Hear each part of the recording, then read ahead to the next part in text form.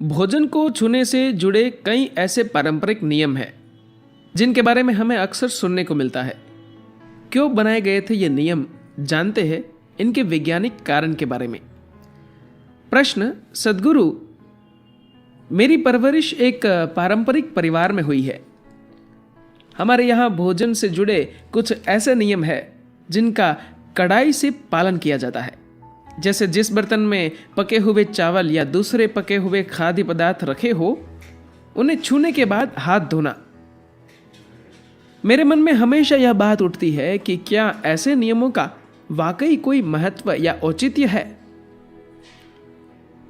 सद्गुरु कहते हैं, हालांकि इन नियमों और परंपराओं में से कुछ ने अजीबोगरीब रूप ले लिया है, लेकिन अगर आप इनको ध्यान से देखें तो आपको नजर आएगा कि ये अपने आप में वैज्ञानिक प्रक्रियाएं हैं।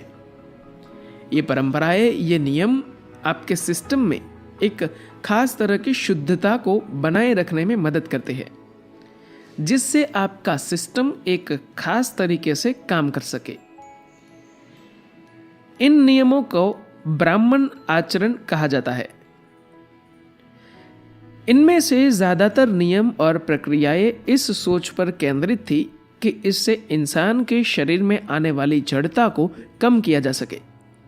तमस को रोकना ही ब्राह्मण जीवन का केंद्र बिंदु हुआ करता था।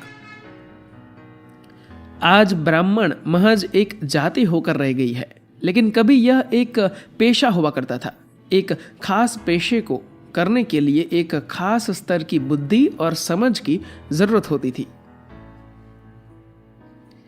अगर किसी की बुद्धि को खास तरह से काम करना है तो उसके भीतर जड़ता कम से कम होनी चाहिए। यह जड़ता कितनी कम है, इससे यह तय होता है कि उस व्यक्ति के मन और बुद्धि की एकाग्रता और तीव्रता कैसी होगी। इस आधार पर उन्होंने नियम बनाए जिन्हें आप जीवन आचरण कह सकते हैं। ये अभ्यास आध्यात्मिक अभ्यास से अलग थे। ये दैनिक जीवन के कामकाज से जुड़े थे, जैसे कैसे बैठे, कैसे खड़े हो, कैसे खाए, कैसा क्या खाए, क्या नहीं खाए, आप जो भी खाते हैं उसे कैसे खाए, उसे किसके साथ खाए, उसमें आप क्या मिलाए और क्या न मिलाए आदि। मैं इन सब नियमों के विस्तार में नहीं जाऊंगा, लेकिन निश्चित तौर पर इनका वैज्ञानिक आधार है। समय के साथ इनमें से ज्यादातर नियम बढ़ चढ़कर अजीबोगरीब हालत तक पहुंच गए, जिन पर गौर किए जाने की जरूरत है। लेकिन इनमें से ज्यादातर नियम इंसान की बौद्धिक क्षमताओं को बढ़ाने की वैज्ञानिक प्रक्रियाएं हैं। हिंदू जीवन पद्धति की बहुत सारी चीजें किसी तरह केंद्रित है। उदाहरण के लिए अगर आप आज भी देखें कि जब लोग मंदिर, खासकर गणपति मंदिर जाते हैं, तो वहां भगवान के सामने लोग अपने दोनों हाथों से उल्टे कानों को दाहिने हाथ से बाएं कान को और बाएं हाथ से दाहिने हाथ को पकड़कर उठक बैठक लगाते हैं। हालांकि समय के साथ यह आडंबर का रूप लेता गया, लेकिन अगर आप इसे ठीक तरीके से करेंगे तो इसका असर होता है। आज इसे लेकर बहुत सारे अध्ययन हुए हैं। खासकर येल यूनिवर्सिटी ने इसे लेकर काफी अध्ययन करके यह दिखाने की कोशिश की है कि अगर आप इस तरह से कानों को पकड़ेंगे और इस दौरान कोई गतिविधि को तेजी से करेंगे तो दाएं और बाएं दिमाग में आपस में संचार काफी बढ़ जाएगा। आपको एक बात समझनी होगी कि यह प्रक्रिया गणपति के सामने की जाती है। गणपति बुद्धि के मामले में सबसे तेज और योग्य समझे जाते हैं। वह इतने बुद्धिमान माने जाते हैं कि देश के तमाम पुराण और ग्रंथ उन्हीं के द्वारा लिखे हुए माने जाते हैं।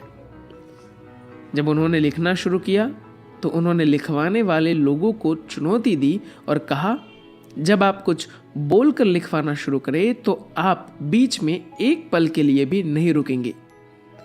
अगर आप बीच में रुक गए तो मैं फिर आगे आपके लिए काम नहीं करूंगा।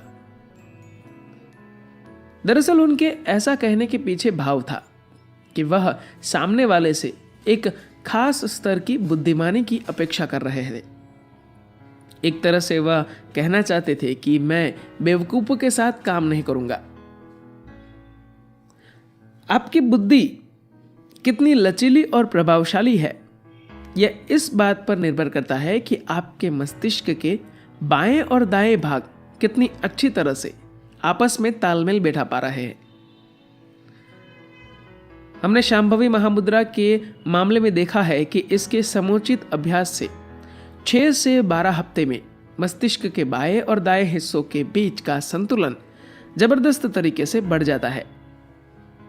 अध्ययनों से यह साबित हो चुकी है कि जिस तरह से पहले वे आपस में संचार कर रहे थे उसमें काफी फर्क देखा गया, या दूसरे शब्दों में कह सकते हैं कि उसके बाद आधा दिमाग इस्तेमाल करने के बजाय आप पूरा दिमाग इस्तेमाल करने लगते हैं। यकीन मानिए यह वाकई बड़ा बदलाव है। तो इस तरह के यहां तमाम अभ्यास और परंपराएं हैं।